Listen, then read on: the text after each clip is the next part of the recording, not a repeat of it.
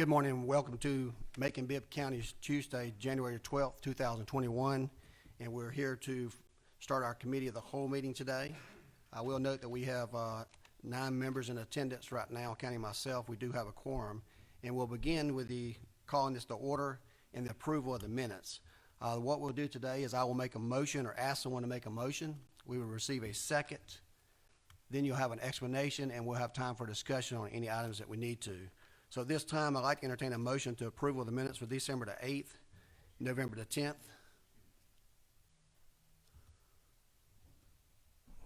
Mr. Mayor. Yes, sir. Last week we failed to do this. Are we not going to be doing the Pledge of Allegiance and the prayer before meetings? We generally do that at a night meeting. I've never seen you do it at a committee meeting. But we'll be happy to do so if y'all want to do so next time. I'm just asking. Can I get a motion? I'm sorry.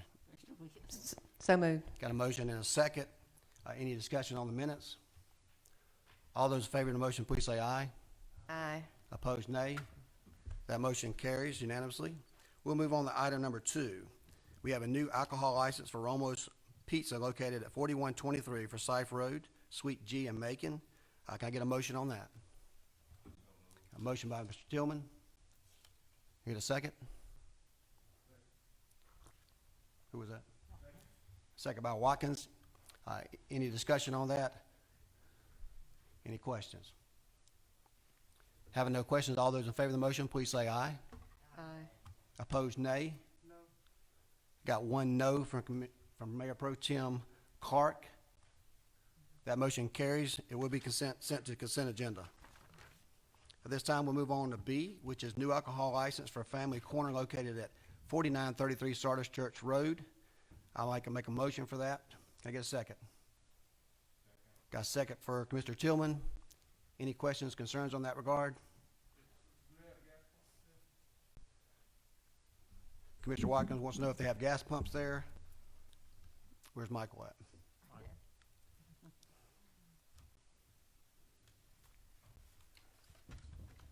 Michael McNeil will answer that question. I'm sorry, which one are we on? Item B. Item B. Okay. All right. That's Romo's Pizza. Which one is this?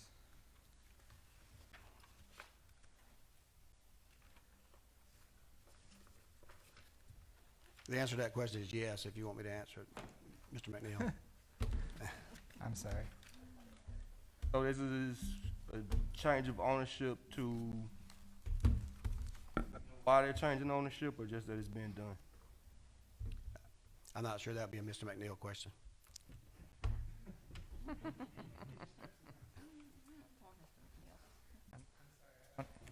I'm not as familiar with these three because the attorney that did them. As you may is recall, not here. we added these to the new committee meeting so everybody can have their questions answered before we go before full board commission. And we included all that information in your package. But I'm not sure if that question was answered. I would presume that they're selling the business, and that's why they're doing a change of ownership.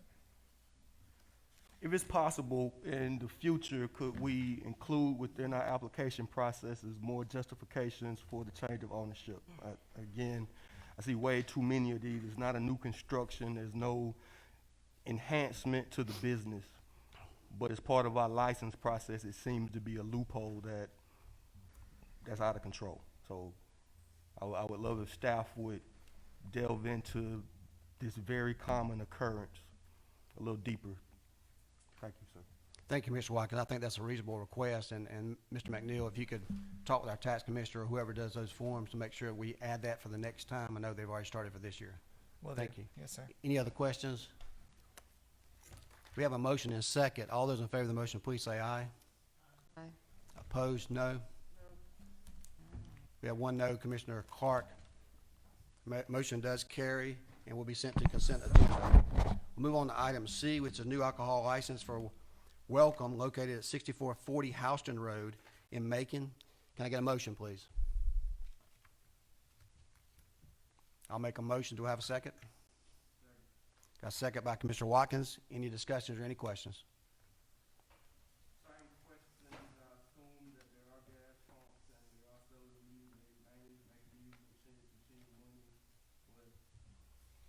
say, same comment stand.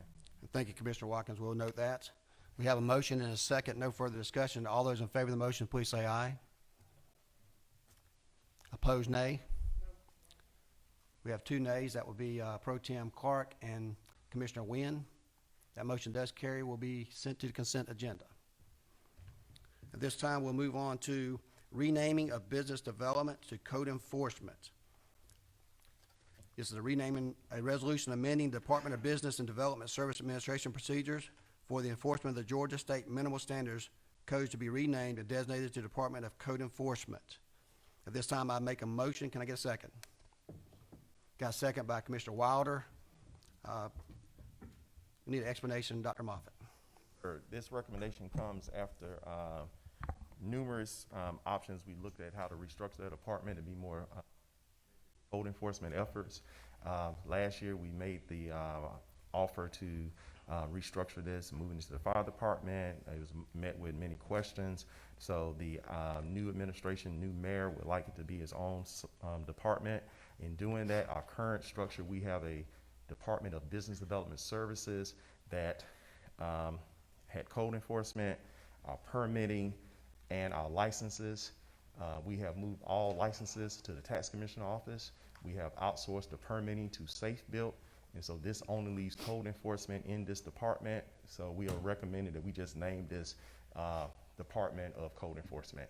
In order to do that, we need to change it in the code wherever it references Department of Business Services to Department of Code Enforcement.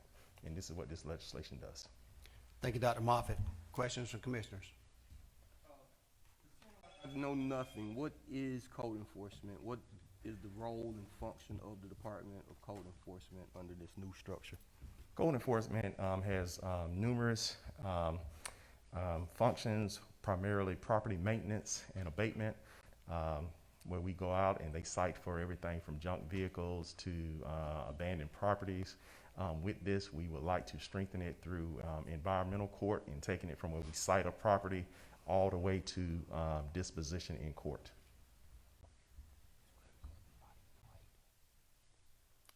100% residential code enforcement? Residential properties? Or No, sir.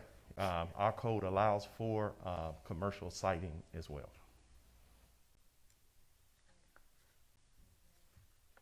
Mr. Watkins, any further follow-up? current size of the department, and where do you hope to grow it to? And if you structuring within it divisions? That is to be formulated, but current size of the department is 14 people, 9 inspectors, 1 demolition coordinator, 1 manager, and 3 admin. That take care of your questions, Commissioner Watkins? That, Or the current, but that a takes little bit care on the of- future? In the future, it will be depend on what efforts we want to focus on. And so it is a goal to, in the upcoming budget, to look at the staffing of the department in greater detail. And I assume the 1 admin is the executive director on the agenda later today? Yes, sir. Thank you, Mr. Watkins. We'll move on to Commissioner Wynn. That kind of answers my questions. I want to know how many we had on staff right now and how many we plan to add and the budget on that. You said it does include residential as well as commercial. Yes, ma'am. And we'll take care of things like abandoned cars and yards and trash and things like that. Well, it currently does now. Yeah, We just okay. need, yes, That seems to be an issue in a lot of areas, and I'd like to clean that up. yes, ma'am. Thank you, Commissioner Wynn. Pro Tem Clark.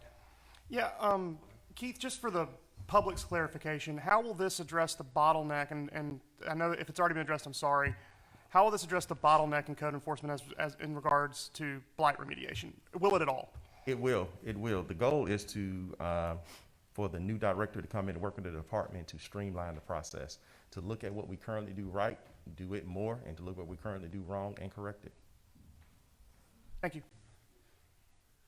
Any further questions?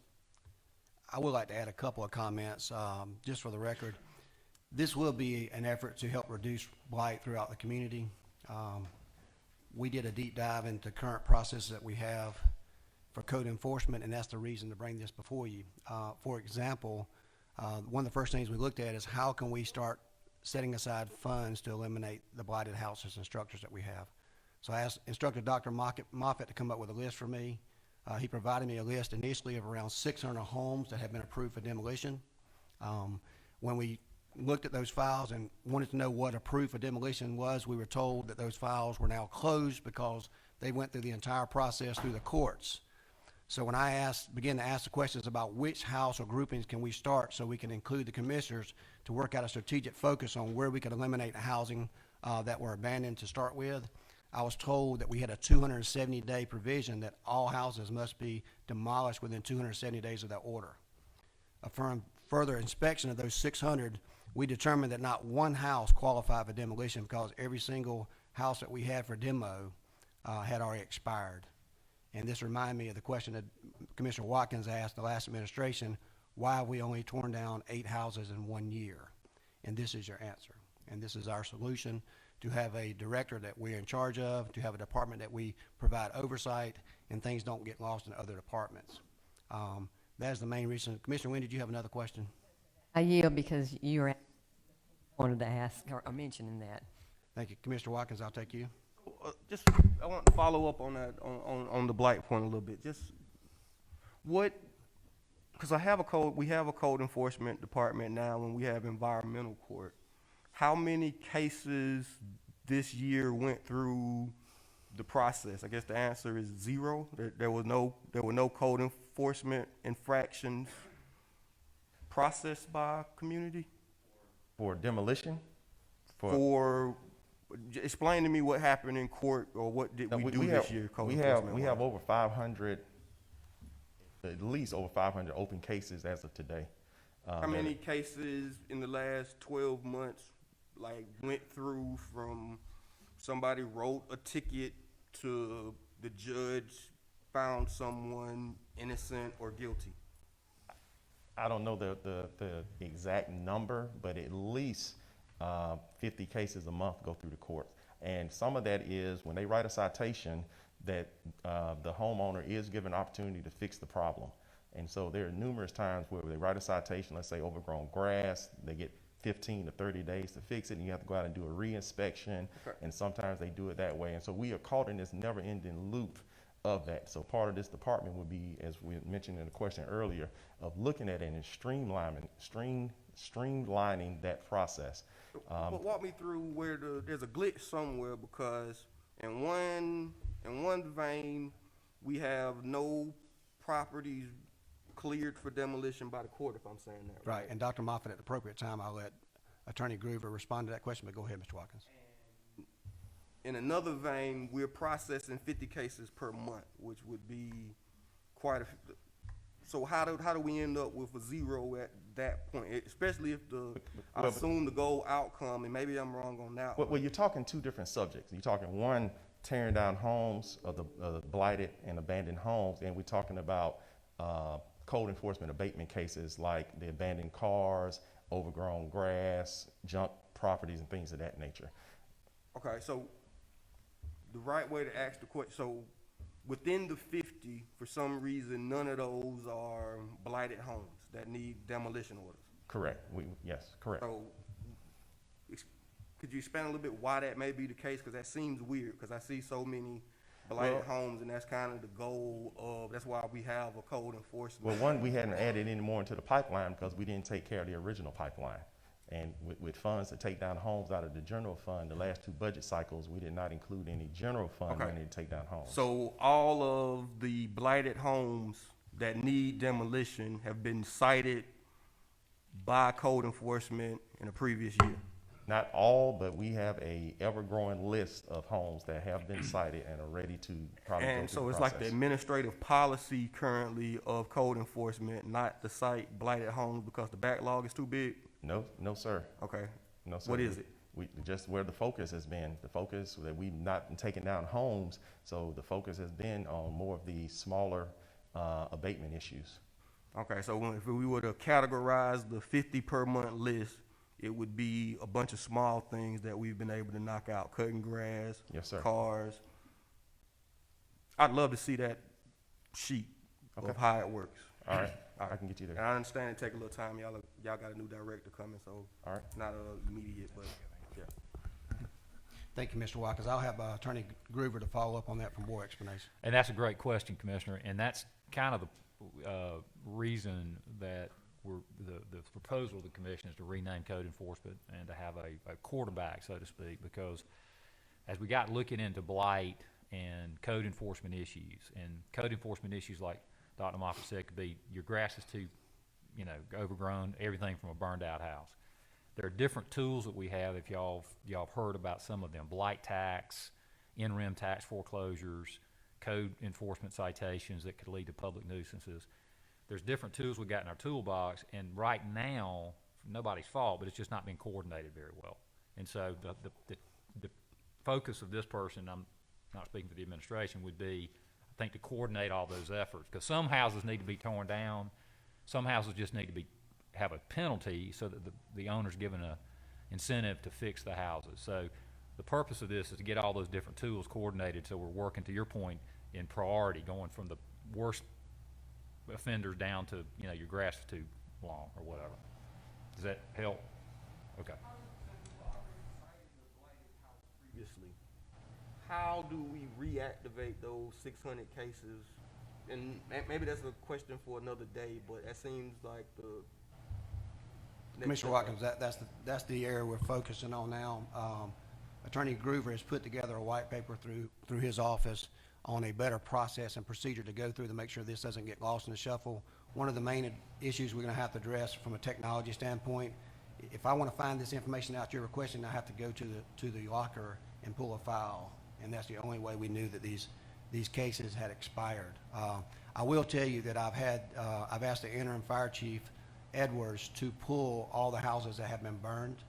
I do believe that the mayor can declare those a nuisance because they are a safety hazard to our community, and we can send proper notice and we can start with those. And I will tell you, it's a pretty substantial list that we've had, at least in the last 2 years, of houses that have been burned out. I think that will be our main focus until we get the new process in place to start demolishing the houses there. I've also had a conversation with Judge Jones on this to make sure we can have a more efficient process. She had informed me that a lot of times our officers that we have will come to court and ask for multiple continuances, which slows down the process and is not acceptable. So we're going to have to address that issue there. Commissioner Tillman? Oh, you finished? Two things. Number one, we've got to redirect the focus on the public.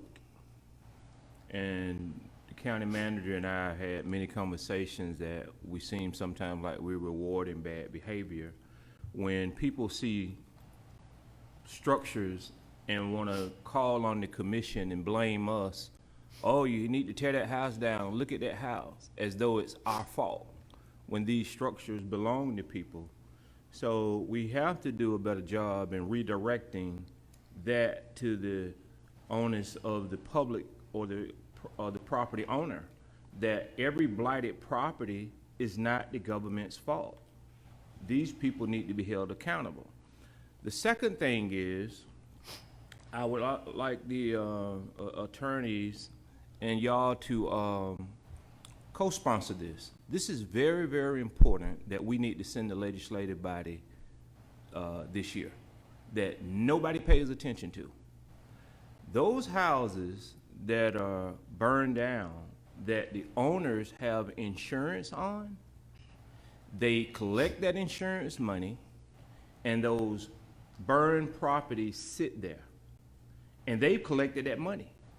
So there is a serious loophole somewhere that we need to be talking to the insurance state person and our local delegation. And I would like to see a resolution from this body. How do we close that loophole to hold those owners responsible? If they have collected money from that insurance claim for that burned out structure, then they should take that money and remove that structure. Not just us putting a lien on it, because at that point it does no good. So I think we have to, if we're going to be serious about what we're about to do with blight, and we know that's been an ongoing issue, that's one of the things that I would like to see have some teeth. And our delegation in this state office and this insurance commissioner realize what's happening, especially in bigger cities like ours. And I don't know if anybody even realized what happened. They collect the money and the structure sits there, and then everybody calls us. Oh, Macon-Bibb, this house is burned down. Y'all gotta do something, when the owner has collected the money and walked away. Thank you, Commissioner Tillman. Just for reference, I'll let you know that I met with the attorneys as well as ACCG in that regards over the last couple of months, and we've already put in place a procedure where the fire chief will notify code enforcement that our structure has been burned because they get called out there. The attorneys will send a letter to the homeowner as well as the insurance company, placing them on notice that this has been in a fire. We'll place a lien on that property, and generally they do not cut the check to the property owner without taking care of that lien. I'll be happy to co-sponsor any resolution that you have in that regard. So I think it's a good idea, and I'd certainly appreciate if the local delegation could get involved in that. Thank you. So no further questions. Oh, actually, we have one from Mr. Commissioner Mayor? Wynn. Go Mr. ahead. Mayor, You're recognized. thank you. What you just said is that we would put a lien on the property owner. You said homeowners, but it could be tenant, homeowners, whatever, but the owner of the property. But what would you put the lien on it for? What amount? I mean, that's the, when a person, you know, I was an insurance adjuster most of my life, but when you pay for your insurance and something happens to damage the property, that homeowner is entitled to the money, but they do have to pay off any mortgages or liens. Yeah. But, To so answer what your- would the lien be for, and how much, and if they don't, I don't know, how do you Well, enforce that? That's a question for another day, but Yeah. in short, because I don't think it's pertinent to what we're talking about right now, but in short, we would do that for the cost of cleanup and removal of that property. And we can talk about the legal part. I'm not going to get involved in what the attorney should or should not be doing, but we'll bring a resolution that hopefully everyone can support and have input on. That, I just didn't know how you would enforce that. Yes, ma'am. Thank you, Commissioner Wynn. At this time, we have a motion and a second. All those in favor of the motion, please say aye. Opposed, nay. That motion carries unanimously, be sent to the consent agenda. We'll move on to the mayor's director appointments. Item A is a resolution of, I'm sorry, I skipped one. Creation of executive director of community affairs position. I'd like to make a motion on that regard. Can I get a second? Got a second? At this time, we'd like to bring Dr. Moffitt back up. This is an ordinance to create an executive director of community affairs position. We have any questions for Dr. Moffitt in that regards? No questions? We have a motion and a second. Excuse me. Down of the position. Sure. Yes, sir. And if I didn't say earlier, good morning, everyone. Morning. And for COVID protocols, if anyone's coming to the podium, we have cleaning supplies here. Yes, 2 budget cycles ago, the previous mayor eliminated a position in his office, his executive assistant. The new mayor would like to have that position back with a new title, and this is that position, Executive Director of Community Affairs. Again, the job description, he pretty much handles mayor's special projects. He stands in for the mayor's special occasion and things of that nature. This is replacing that position. Answer your question, Commissioner Watkins. Okay. We have a question from Commissioner Tillman. I just wanted to say that if there is a motion to untable, because this was tabled a few weeks back, I don't know if this needs to be untabled, because I do know, I think we tabled this item. So I'd make a motion to untable if that is the process. Go ahead. Because this is a new commission body, you can just take it up new. And the remedy be, if you want to table it, you can make a motion, but if you're okay with discussing it now, then you just don't have to take action. Thank you, Mr. Tillman. Any other questions for any other commissioners? We have a motion and a second. All those in favor of the motion, please say aye. Aye. Opposed, nay. That motion carries unanimously, be sent to the consent agenda. Now we'll move on to number 5, mayor's director appointments. At this time, I'd like to make a motion to accept the recommendation for Franklin Lawson as the director of procurement. Can I get a second?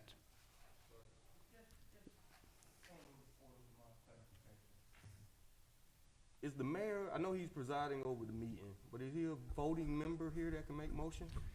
You know, he's not a voting member, but by charter, he can make motions. Yeah, he can't vote on it unless there's a tie. Thank you, Mr. Watkins. We have a motion, we have a second. This time, I'd like to introduce Franklin Lawson. Mr. Lawson, if you could please stand and be recognized. You can approach the podium if you like. This is Franklin Lawson. He is my recommendation for Director of Procurement. You've received all of his information. He has passed a background check, and he has accepted the position pending your approval. We have a motion and a second. Are there any questions? Commissioner Wynn, do you have a question? Yes, sir, Mr. Mayor, thank you. Just a little bit on, I know the background, but just talk to us a little bit about your background yourself. Just tell us about that. I've worked in the procurement world for about 14, 15 years. Started off with the Georgia Department of Education as a program operations manager, and then worked also at Cobb County Schools as a senior buyer in procurement and contracts, and then with Fulton County School District, same senior buyer, and then currently I am the senior manager of business and operations at the Georgia Department of Public Health. Okay, thank you. You're welcome. Thank you, sir. Commissioner Watkins, did you have a question? I'm big on data, and historically, our procurement department hasn't done a great job tracking data, particularly when it comes to minority participation. All right. Could you give me a little background and your views, and if you'll be implementing anything new in that space? Yes, I will be working with the small business sphere with in terms of working and doing asking them for us to participate with small business enterprises, women-owned, so they will also participate in our solicitation process. And I will tell you that I interviewed Mr. Lawson specifically. He was among several that we interviewed.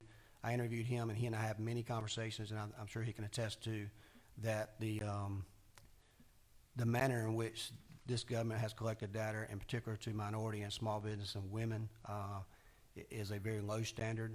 And I've told him that we want to set goals, attainable goals that we can reach, but to do so, we must know where we're at now. And Right. we have no way to know where we're at now. So he and I are going to be working together closely with our small business affairs to make sure that we have a floor to know where we're at now. If we have to have technology, we would do so. And it's our goal to increase that percentage. But until we know what the percentage is, it's hard to set goals that we can reach. So we have had many conversations about that with Mr. Lawson, and I think every time I spoke to him, we've had that same conversation. Right.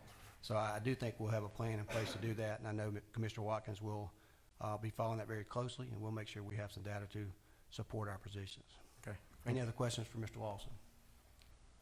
We do have a motion and a second. All those in favor of the motion, please say aye. Aye. Opposed, nay. That motion carries unanimously. Be sent to the consent agenda. Welcome aboard, Mr. Lawson. Thank you. You may have a seat. At this time, we'll move on to 5B.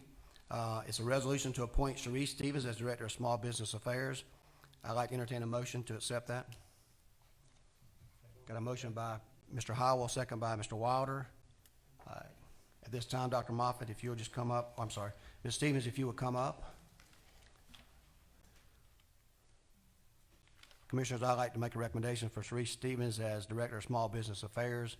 As you know, Sam Henderson has been in that position almost 18 months. I do think there's room for substantial improvement. Sharice Stevens is my pick. I did interview her. You have a copy of her resume. I will tell you that Sharice Stevens is a friend of mine, but just like I told her, I want to hold her accountable as if I did not know her. She's going to be accountable to data, and if she doesn't do her job, then she'll be relieved of her duties by the mayor. So at this time, if you have any questions or concerns from Ms. Stevens, I will take those. Having no questions, we have a motion and a second. I'm sorry. Commissioner Watkins, you want to be recognized? Commissioner Watkins, you got to be recognized? Yes, sir. Thank you. In your view, what is the Office of Small Business Affairs? Yes, sir. Thank you for that question. I'm going to follow the charter. And with Small Business Affairs, we're going to be doing technical assistance for small businesses and also workforce development. So one of the things I'm going to do is be out in the neighborhoods. I'm going to bring a sensibility to this job because I've been there before. being a small business owner with limited resources, and that's what I want. I love Macon. I love our residents, and I think with this job, we can bring people out of poverty. We talk about that a lot, but one of the jobs I'm going to do is really share the information, do trainings, reverse vendor fairs, really just bringing connectivity to a lot of partners. We have a lot of resources here from GPAT, Small Business Development Center, SCORE, Greater Macon Chamber of Commerce. We just need someone who's going to get out there, roll their sleeves up, and make it happen, and that's what I'm going to do. Any other questions? Commissioner Bronson. Thank you, sir. Hey, good morning. Good morning, sir. Hey, just out of curiosity, could you kind of help us out, kind of get a good grasp of what are you currently doing right now? What projects do you have in place? And then outside of those projects, what is your future? Like, what's one thing that you can say within the next year that you hope to accomplish that we can possibly support on that end to better our community as a whole? Right. So Commissioner Watkins brought up data, and one of the most important parts of this this position is I'm going to have a database of companies, women, Black-owned, minority-owned, disadvantaged, what category they're in. So if we do have a partner or do have procurement and working with the director of procurement, that we can reach out to them and find exactly what they need so they can be competitive. So the first thing I'm going to do is really look over our database and seeing where we're at. We got to have a starting point, and you know, working with the Middle Georgia Black Pages and others. I believe in the power of the partnership. So am I going to do everything? No. But do I know a lot of people who can bring things to the table? That's what I'm going to do. Any further questions from commissioners? You have a question, Commissioner Lucas? Okay. Go ahead. Thank you. What is the budget? I don't have the budget book, but what is anticipated as the budget? Because I know it changed last year. Dr. Moffitt, did you? My understanding of that budget was $200,000 estimated, and I think part of that money goes to the Operation Hope, a substantial part of that. Right now, that position doesn't carry any staff, but our hope is to have our business affairs here in the office with some assistance here, but mostly be out into the communities. Okay, so you don't anticipate additional staff? Not at this time. I think that's something we want to get her out into the community if she's approved, and we can approach the commission at the next budget cycle if we think there's a need for staff. But she will be working directly with procurement to make sure that we get all the information. But honestly, we've gone through the files, and it's I don't want to get into the problems, but there's probably a box of files. I understand. We lack in certification of minority business owners, and that's going to be her primary focus to begin with, is to make sure when we need work done that we have a good list and everybody gets notified in procurement for every opportunity they can to apply for a job. Okay, I think that's good. And the fact that the Small Business Administration is a part of the charter says to us how important it is and that we need to be dealing with it seriously. This is a majority Black community, and so there should be more businesses involved with, you know, frankly, earning a living and enriching the community.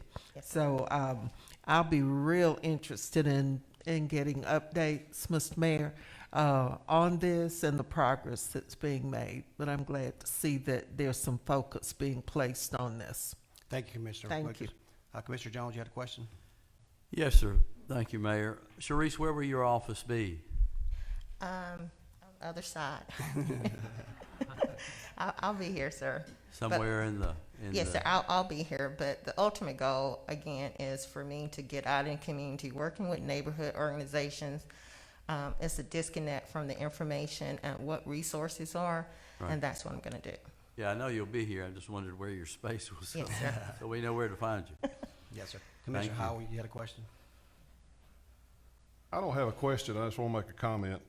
I've had the privilege of working with Sharice over in Pleasant Hill, and if this lady can do what I've seen her do with nothing in Pleasant Hill and helping that community. I think she'd be a great asset to Macon-Bibb, and Thank you, sir.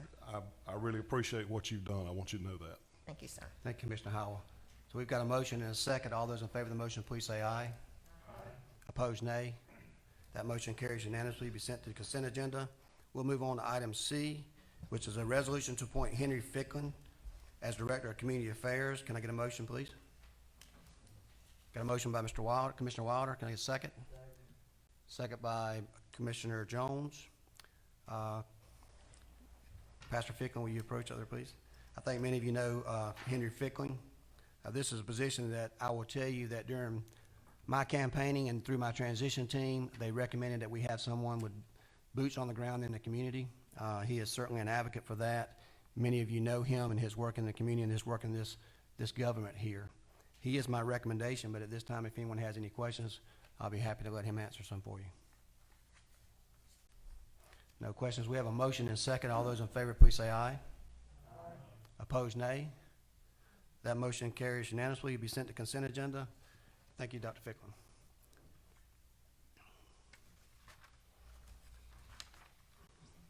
Yes, at the bottom. At this time, we'll move on to item D. Item D is a resolution to appoint Joseph Tyler Rickerson as Director of Department of Code Enforcement, sponsored by myself. At this time, I'd entertain a motion in that regard. Got a motion by Commissioner Wynn, a second by Commissioner Wilder. This time, Mr. Rickerson, if you'll please come up.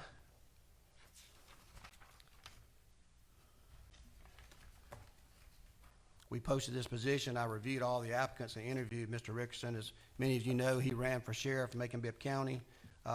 If it's any concern of yours, I have spoken to the sheriff in this regard. He approves this position, and he looks forward to working with J.T. Rickerson if he gets your support today. I do think he's a valuable asset to our community in this regards. We need someone that can enforce code enforcement. With his managerial experience that he has in the GBI, he knows how to manage a file and work the process through the courts.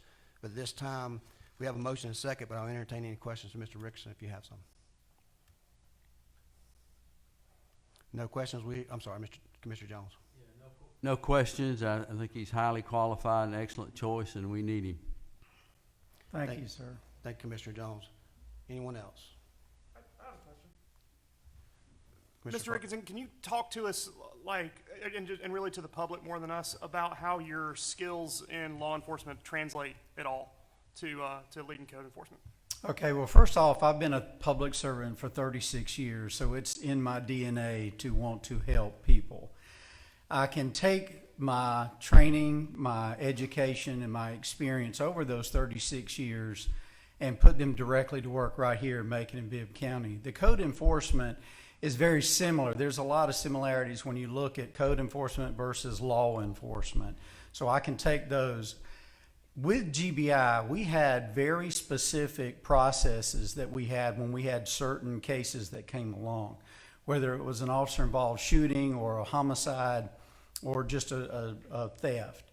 I'll take those same kind of thought processes and build a step 1 through Z, basically A to Z, to help make our code enforcement a lot more accountable to you and to the citizens here. I think when you said that the number they said earlier, about 600 cases had gone through the courts and then they had expired.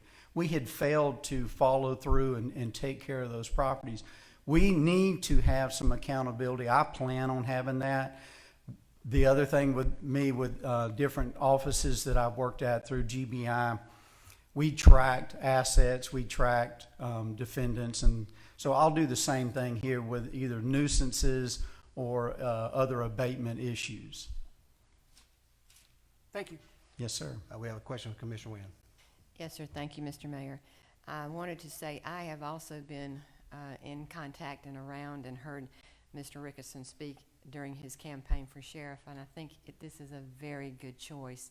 And the background he has will go well with code enforcement, and I think he will enforce it. I do. And I want to ask you, if you are selected, can we go back to calling you JT? I go by JT. When I graduated high school, I started going by JT. All right. I'm Thank you, very much in Commissioner favor of you. We have Thank one more question for Commissioner Watkins. Thank you, sir. I know that code enforcement as it currently stands has a lot on its plate in just dealing with residential and getting the process together for that. But with your background, and I'm very interested in the Class B amusement machines and their proliferation throughout the county. And it stands out to me that there are things that they do that are not illegal, but may violate some of our codes. Is that a place where your office, or can you see your office being in that space of enforcement? I'll take my direction from the commission and from the mayor. I know right now our priorities are our dilapidated and dangerous homes that we have and properties. But any other code that we're looking into, absolutely, we can look at that. As a law enforcement officer, I will enforce whatever laws that are necessary to make the community safer. Thank you, Mr. Watts. Commissioner Jones? Yes, sir, just a question, where is his office gonna be, in the terminal station, or? Sure. Well, we'll address that at a later time, but I will tell you, our current plan is to move code enforcement downstairs to municipal court. Presently we pay $136,000 to rent out property at another location when we have viable space in this building. So our current plans, and they're actually doing the painting and the carpeting right now, is to move them to the previous municipal court position. I think we had a question from Commissioner Lucas. Yeah. Now, the area that you worked in before, I know you were in enforcement, but this is different. This is somewhat different. So you've got to kind of abide by, you got to stay in your lane. Yes, ma'am. So to speak. And I know you understand that as a law enforcement officer. What's going to happen when we have some folks who don't want you to impose the restrictions on them, or apply the codes to them? In the past, the reason that we have gotten to where we are is, and I remember I was serving on the city council with Henry Ficklin when we fought a battle years ago about slumlords and them getting out of court, not being able, and then little old ladies having to take care of their responsibilities, being hounded by this process. But you had banks and you had realty companies that own a lot of this property, but they were let go. They were not forced to take care of their property. So some of your church members, some of the folks who worked on your campaign, they're going to be calling you, wanting you to, hook them up, I guess, if that's appropriate. So I just want to be able to see that going forward, that you're not going to bow to the hookup. No, that ma'am. Everybody, Yes, ma'am. People have gotten over in this community and have left. I could go out now, and you probably could too, and point out bunches of houses that some of the realty companies own. You wouldn't think that anybody would live. People are living in some of these places too. So I just wanted to make that point, that there are some historic things that have happened, and I'm just looking forward to seeing a correction. Yes, ma'am. In this. I know giving a continuance is reasonable in some cases, but in a lot of cases, these things have been continued for years and years and years. So, Yes, ma'am. Welcome aboard. Thank you, ma'am. Thank you, Commissioner Lucas. Commissioner Carr? Yeah, I'll be brief. I just wanted to say that I really second the sentiment behind Commissioner Watkins. If this office can be used, if code enforcement, to address the code violations of the COAM machines and that ripple, not just from them existing, but ripple outside of the convenience stores in which most of these things are located, I really hope this office will take a look at that, because they are a pariah on this community. They're predatory, and I really appreciate Commissioner Watkins for saying so. And I think we all should want this government to use its force and its power to stop the little the centers of violence that those things create. So I really appreciate what you said, Mr. Watkins, and I hope, Mr. Ricketson, you'll look into it when you come aboard. And as you'll find out, that we've had some conversations like this. We don't need to say too much in public about things that may be going on, but you'll have direct contact with our office to make sure that this position gets addresses the needs of you and your concerns. We do have a committee in place through Commissioner Watkins on that. We're looking forward to some reports in the near future on that, but I don't want to get ahead of ourselves right now. Commissioner Bronson, we'll take your question, and then we'll close this out. Thank you, sir. Hey, so real quick, I'm pretty sure they've already mentioned the shortage that we have in regards to the code enforcement. What is your projected requirement for employment or team-wise? What are you looking at as far as, That's a from great a manpower question. standpoint, what are we looking at? 'Cause I truly believe we need more manpower, but I want to know from you, Yes, what sir. is your viewpoint on that? Yes, sir. That's a great question. And from a guy that's on the outside trying to look in, it's kind of hard for me to answer until I get my boots on the ground. When I get there and I start figuring out the open files that we have, I've been told a number of 9, but I've also been told of possibly 11 positions for that. I would like to look at that. I've supervised a number of different offices in my career, and so I'm pretty good with budgets, very good with allocating resources and so forth. But I would really need to get on the ground first to see what we need. Okay, sounds good. Thank you so much. Thank you, Yes, Commissioner sir. Bronson. Commissioner Tillman, did you have a question, or did you withdraw that?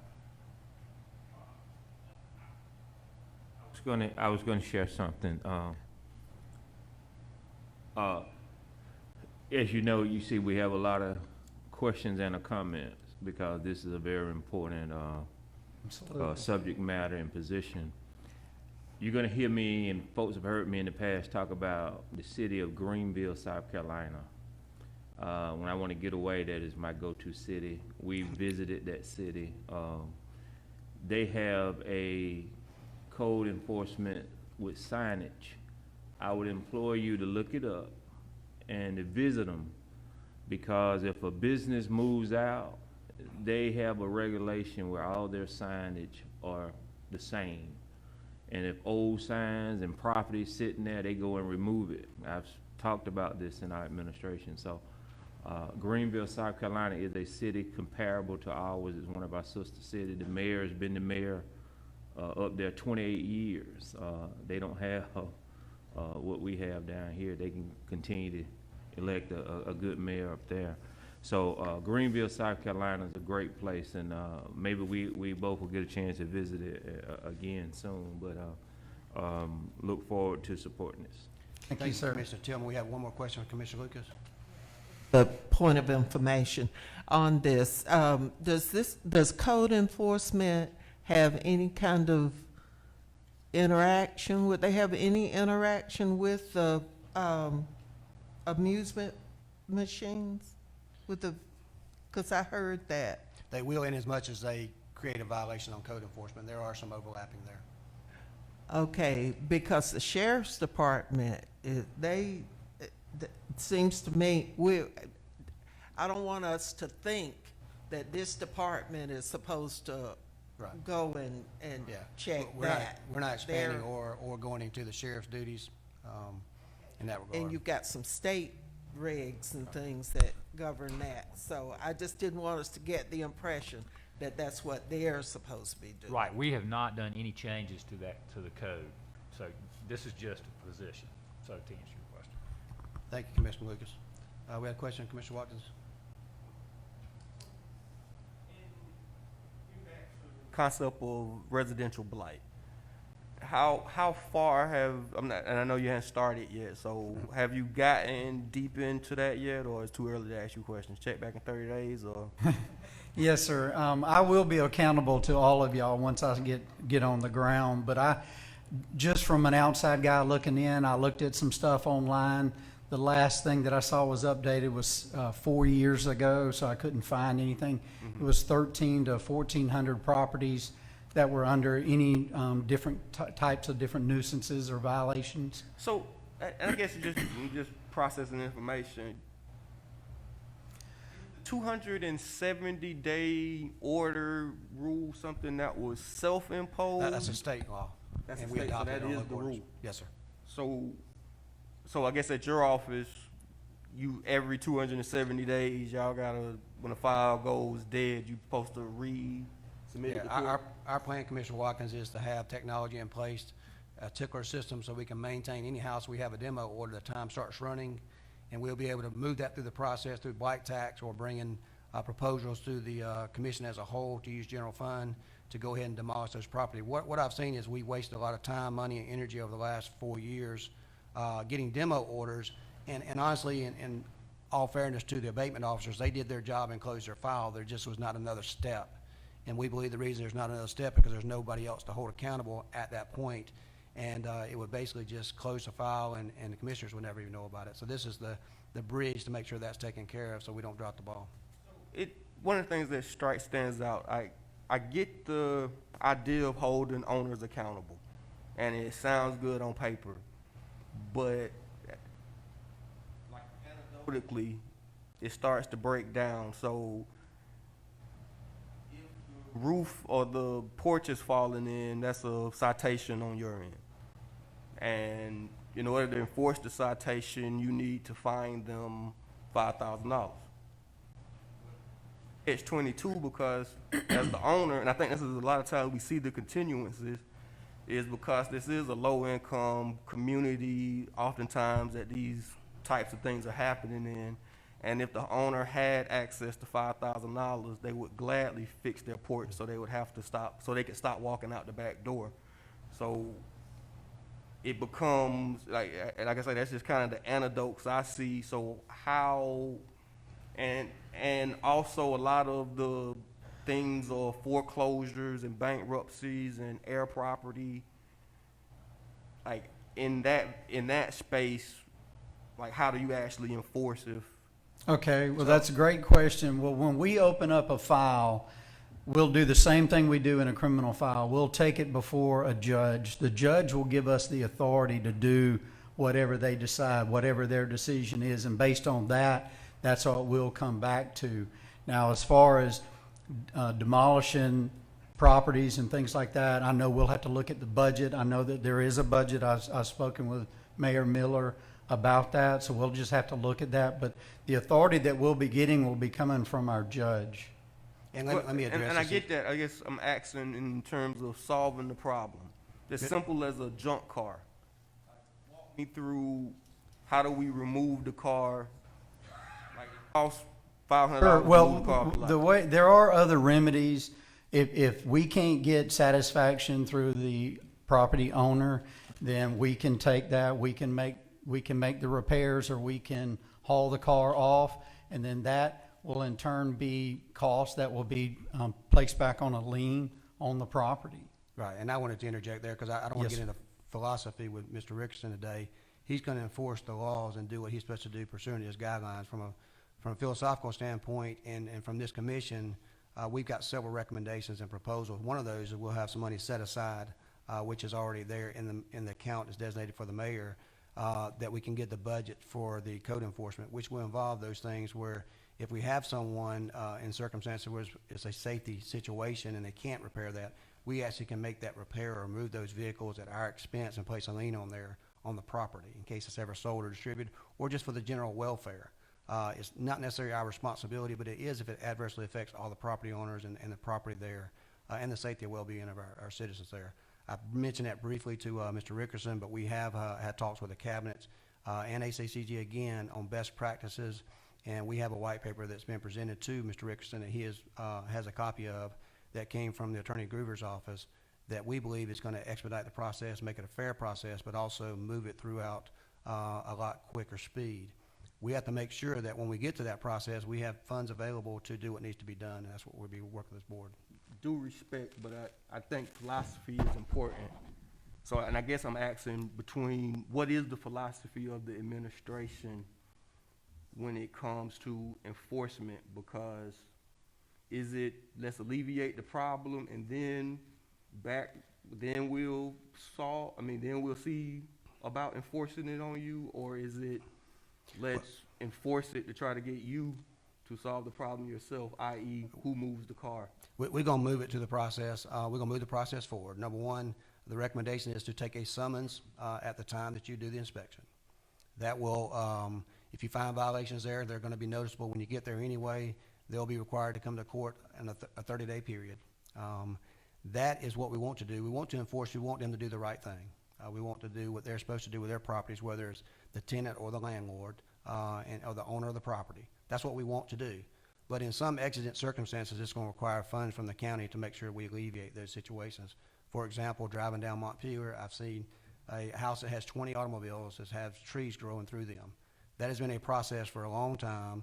I'm sure that it's a violation of the code, I know it is, but nothing has been done about that. One of the things we can do is use the funds we have to remove those vehicles to get rid of that eyesore, that safety concern for the public.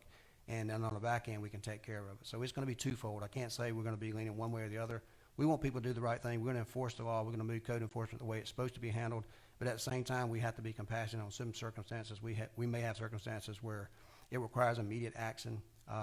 Maybe there's overgrown areas that have rodents and they're going to neighbors or they're causing sickness near a school or a child.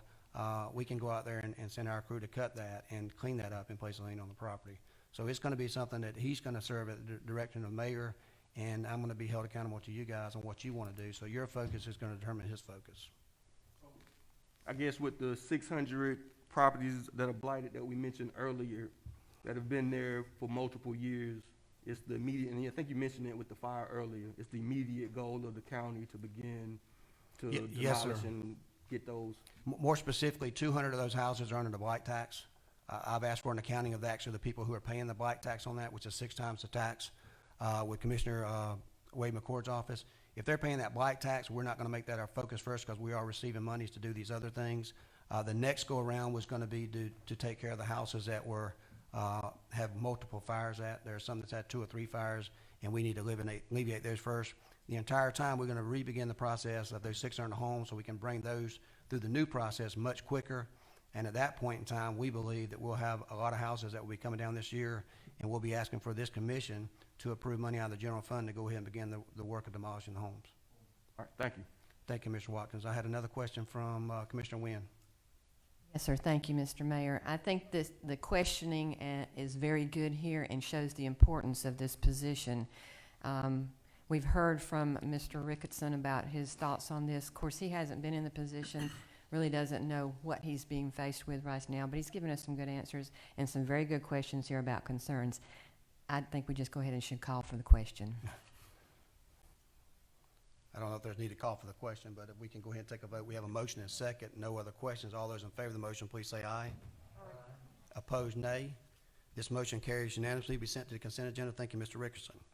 This time, we're going to move on to several appointments by commissioners.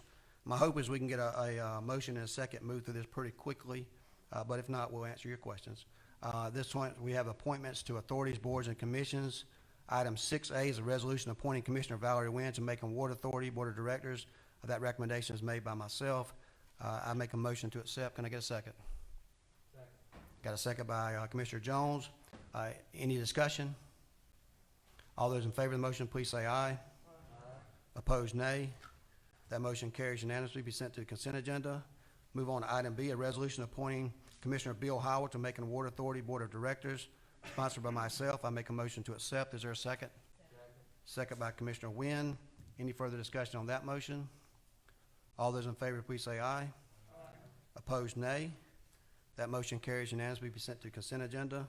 Item C, resolution to approve mayor's reappointment of Valerie Wynn to the Pension Trustee Board, which her time had expired, and we're renewing that. I'd like to make a motion. Can I get a second? Got a second by Commissioner Jones. Any discussion on that issue? All those in favor, please say aye. Aye. Opposed, nay. That motion carries unanimously. Be sent to the consent agenda. Item D is a resolution to approve mayor's appointment of Commissioner Paul Bronson to the Pension Trustee Board. That is my motion. Can I get a second? Second by Pro Tem Clark. Any discussion? All those in favor of the motion, please say aye. Aye. Opposed, nay. That motion carries unanimously. Resolution appointing Commissioner Raymond Wilder to serve as member of the Macon Fire and Pension Retirement System. That's item E. That's my motion. Can I get a second? Second by Pro Tem Clark. Any discussion in that regard? All those in favor of the motion, please say aye. Aye. Opposed, nay. Likewise, it carries unanimously. Be sent to the consent agenda. Item F is a resolution appointing Commissioner Paul Bronson to serve as a member of the Macon Fire and Police Retirement System Board of Trustees.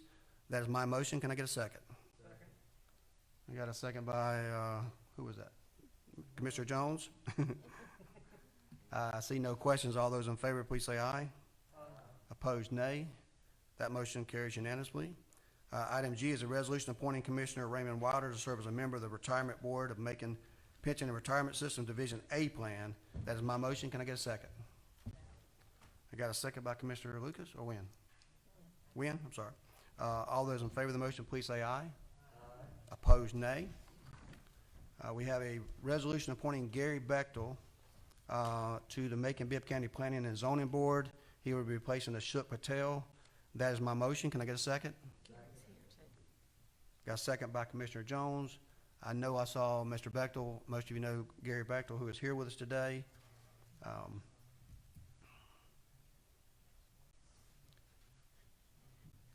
Commissioner Tillman, I'll hear from you. This is one of my constituents.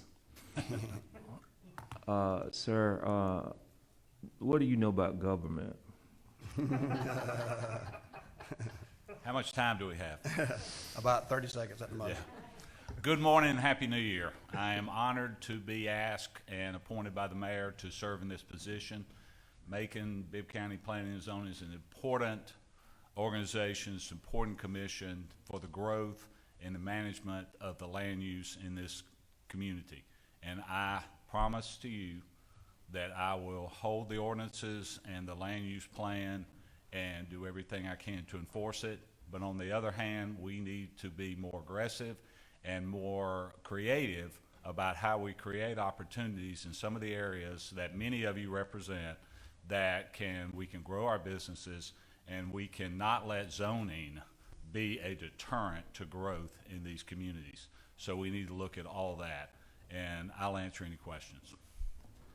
I just want to say, when I first became a commissioner, one of the folks, they were saying to me that you got to be careful of was going to be Gary Bechtel. And when I first got to the commission, believe it or not, Gary has been to my house. I even know some of his favorite drinks.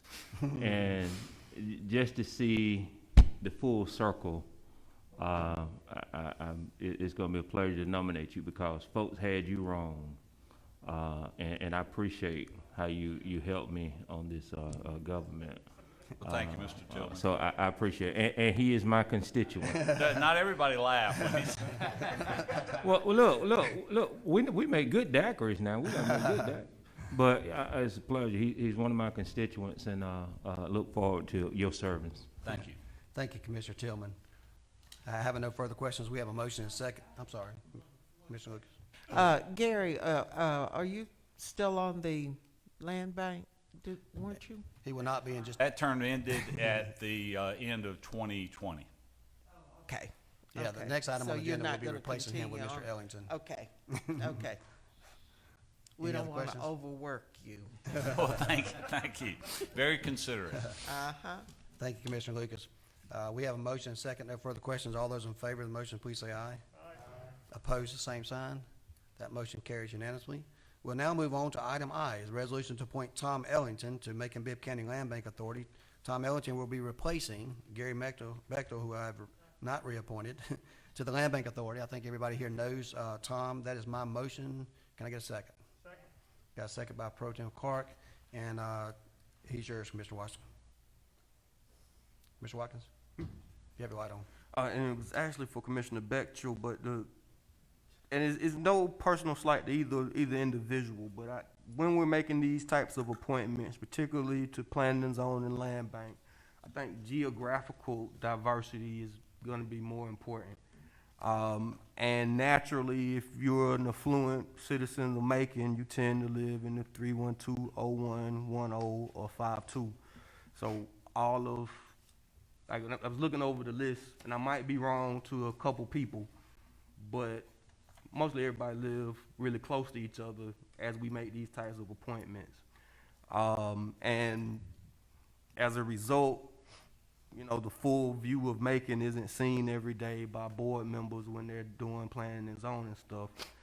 And like I say, no slight to either individual because both of y'all are served and know Macon holistically, but it's just a point that kind of stands out. What are you? but thank you. Thank you, Mr. Watkins. Duly noted, and I will tell you that we're going to make every effort to make sure that each board is very diverse and represents adequate view of our community. You can see that already from my transition team that I have. Mr. Ellington has served that job before there, done an excellent job, and the current director had recommended him for that position.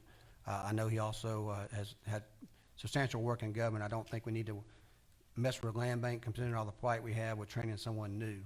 We also have another appointment in that regard that is a little different from what you just indicated. But we will make every attempt to make sure every area is adequately represented. That's why I sent each of you an email this past week letting you know that I will be open and upfront and transparent and let you know ahead of time when there's going to be boards that need to be replaced, board members, ask for your input and your guidance on that, but realize that it's ultimately the mayor's decision to make that appointment, but we certainly want everybody to be included. So having said that, is any questions specifically for Mr. Ellington? Okay, we have a motion and a second. All those in favor of the motion, please say aye. Opposed, the same sign. That motion carries unanimously. Thank you very much, Mr. Ellington. Okay. At this time, we have a resolution reappointing Dr. Sandra Woodford to the Macon-Bibb County Land Bank Authority Board of Directors. We didn't ask Ms. Woodford to be here, Dr. Woodford to be here today. You know, she serves on the Bibb County School District. She's been on that board. Her time came up for renewal, and she is my recommendation. Can I get a second? Got a second by Commissioner Jones. Any discussion? All those in favor of the motion, please say aye. Opposed, same, nay. That motion carries unanimously. We sent to the consent agenda. We have a resolution appointing Melinda D. Robinson Moffitt to the Macon Housing Authority Board of Commission. That is a renewal position requested by that administration, and that's my recommendation. Can I get a second? Got a second by Commissioner Tillman. Any discussion in that regard? All those in favor of the motion, please say aye. Opposed, nay. That motion carries unanimously. Move on to item L, resolution appointing Commissioner Seth Clark to the Board of Directors for a visit Macon. That is my recommendation. Can I get a second? Got a second by Commissioner Jones. Any discussion in that matter? Okay. Have no discussion. All those in favor of the motion, please say aye. Opposed, nay. That motion carries unanimously. We will move on this time for items for financial consideration. This is an ordinance for approval of supplemental appropriation for the transfer of $97,533 from the fund balance of salaries account and benefits account. This is basically 1/2 year for the Director of Code Enforcement and the Director of Community Affairs that you approved earlier. And I'll make a motion. Can I get a second? Got a second by Commissioner Jones. At this time, would you entertain any questions? Dr. Moffitt will be happy to answer them for you. Commissioner Lucas? Yeah, on the salaries that you came up with for each position, how, was it just your general, the usual ways that you have of developing the salary, or how did you go about determining the salaries on each one of these? These actually were included in the pay scale evaluation. And so this was, came back with the pay scale Were evaluation. these the exact same ones? Yes, ma'am. Thank you. And I will note, we didn't mention it earlier when J.T. Rickerson was here, but that salary carried a wide range of $75,000 to $100-something thousand. There's no way that he'll be making anywhere above the minimal limits on that, in the 70 range. Correct. I know I saw that on the news. And I was a think little that's why I was. Yeah, I was a little shocked ask. myself. That is not a salary that will pay that much money, but we'll be starting out at the base level. Correct. But that's something that Dr. Duhart would take care of, and that's her responsibility through HR and not something we decide, just to let you know that. I think I had a question from Mr. Watkins. The 97 is for the half the fiscal year? Yes, sir. Well, actually, we anticipated from January 1. They probably won't start until about 2 weeks after you approve them next Wednesday. So really, it's 5 months that'll probably be paid out, but we budgeted for 6 months. Thank you, Commissioner Watkins. No further questions. We have a motion and a second. All those in favor of the motion, please say aye. Aye. Opposed, nay. That motion carries unanimously. This time, we're going to move on to moratoriums. This is a resolution to enact a moratorium licensing of pawnbrokers with the territorial limits of Macon-Bibb County, sponsored by myself. I will say this does also include, as a pawnbroker, if you review the materials, you'll notice it includes the title pawn as well. On there, these are very specific. This is a 6-month moratorium that gives us an opportunity to look at regulations for each of these businesses, and we can either renew those after 6 months or come up with regulations in that regard. This is my motion. I would like to entertain a second, please. Got a second by, I heard somebody over here, Mr. Howell. Got a second. At this time, we'd entertain questions. Ms. Lucas. Yeah, does this contemplate a public hearing on this? No, ma'am, the it does two? not. And if the mayor allows me, I can give you a little background on Yeah, how go we ahead, got please, to this. please. Okay. So what, the mayor's request, we started looking at certain types of businesses. And what we discovered, for example, is pawn businesses, and there's nothing wrong with pawn businesses, but the state law allows you to regulate, the county to regulate them specifically. We do not do that. It's just, we regulate them as much as you would regulate James Bates, my law firm. And so because of the nature of the business, they can charge interest rates for people bringing in property. There's a redemption, state law requirements, there's disclosure requirements with the sheriff. We don't have any of those regulations. So we started to look at it, and we can, under the state law, impose a moratorium. And the purpose of this, if you pass this resolution, would be to issue a moratorium for new licenses. Now, people have licenses now, or the licenses in pipeline are fine. They're not going to be affected by this. But give us time to look at what appropriate regulations the commission wants to consider in terms of disclosures, fingerprinting, how to do, whether you want to cap interest rates or whatever. And this would give us time to come back. It does not require a public hearing under the state law. Does that answer that question? Thank you, I Ms. just- Lucas. Consider it. Yeah, I think it's something that we'll consider when we come back with regulations. Right now, we're not affecting anybody's right that's already presently in business. It's just right now, we want to take a pause on any new ventures until we had a grasp on I it. agree. Thank you, Mr. Lucas. We got Commissioner Watkins. I love this idea. Thank you for it. Like I said, I asked for a couple of amendments that I think legal told me that they're gonna.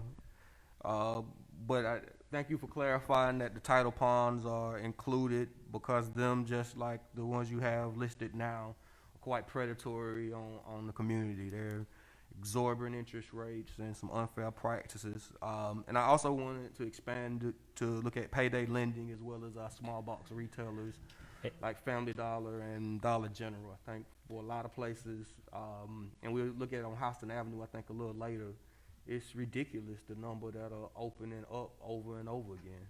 And it really has a hampering on the small businesses that used to populate that area. But yeah, but I understand that more research is needed, and y'all get me that next week, so I can yield on asking for the amendment today. And Mayor and Commission, Commissioner Watkins had just passed us a note that he wants the county attorney's office to look into payday lending and things like that for the similar types of moratoriums if we need to, or if we can get further regulations on those businesses as required or as needed by the commission. So we'll look into that and come back to you. Thank you. Thank you, Commissioner Watkins, for your support on that, and I look forward to working on more stringent details later on. Pro Tem Clark, you got a question? I'd just like to say that at the proper time, whenever you do bring an amendment, I'd love to co-sponsor it with you if you'll allow me to. Sure, we'll ask for everyone's input at that time. Any other questions? We have a motion and second. All those in favor of the motion, please say aye. Aye. Opposed, nay. That motion carries unanimously. We sent to consent agenda. We'll move on to item B, which is an ordinance of Chapter 4 of the Code, provide for a moratorium on the issuance of new alcohol license for retail sales of distilled spirits within the limits of Macon-Bibb County. That is a motion sponsored by myself. I entertain a motion for second. Got a second from Mr. Howell, and joint with Commissioner Lucas. Discussion on that, and I'll have Attorney Michael McNeil just give you, in brevity, Mr. McNeil, some details on that, because it is a little complicated on the number of population in Bibb County. Right, so currently our alcohol code sets limits on the number of liquor stores. These are only liquor stores that sell distilled spirits packaged to go. It's based on population from the most recent census count. The limit that's in our code right now is 1 store within every commission district and countywide per every 2,800 residents. And so that works out to 6 per district or 57 across the county. This amendment doubles that number, so that it's one store per 5,600, which works out to 3 per district, or I believe 27 per county, across the whole county.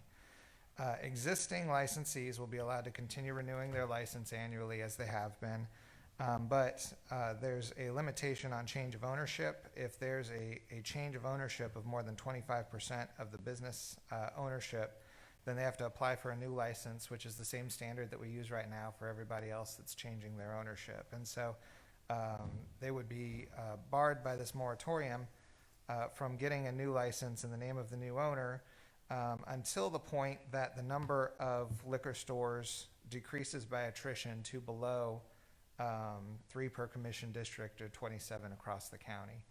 And so once that happens, then we can start accepting new license applications. And if there are some that are submitted at the same time, then we'll go by whichever one is furthest away from another existing liquor store. So unlike the pawn shop moratorium, which is a 6-month period, this is a code change. This is a permanent adjustment subject to the commission reconvening at a later date and amending it as needed. But if the number of liquor stores drops, then it goes away on its own. Thank you, Attorney McNeil. Commissioner Jones, you have a question? Yes, sir. Michael, would you repeat the number per district per population again for me, please? It's one for, this changes it to 1 for every 5,600 people, or majority fraction thereof. And so, you know, the numbers that I gave you are based on the 2010 census. We just had a census. I don't know what those numbers are going to be yet, but that could affect it a little bit too. And you said so many per district as well. Was Right, it 6? three per district. 3? 3 per district is the new limit. And I believe that's 27 across the county. It may be like 28 because of rounding. 28. So this doesn't take away any that are already there. Right. Everyone that's existing can continue to operate, can continue to renew annually. If they go out of business, though, then they just can't open a new location or something like that. That answer your question, Commissioner Jones? Yes, sir. Commissioner Wynn? A similar question, Michael. 3 new alcohol stores or Total. package stores, whatever, per district. It is 6 right now? Is that what No, the- let me clear that up just real briefly. Yeah. Right now, we have 6 limits. We're going to increase the number of population to 5,600 instead of the half that number.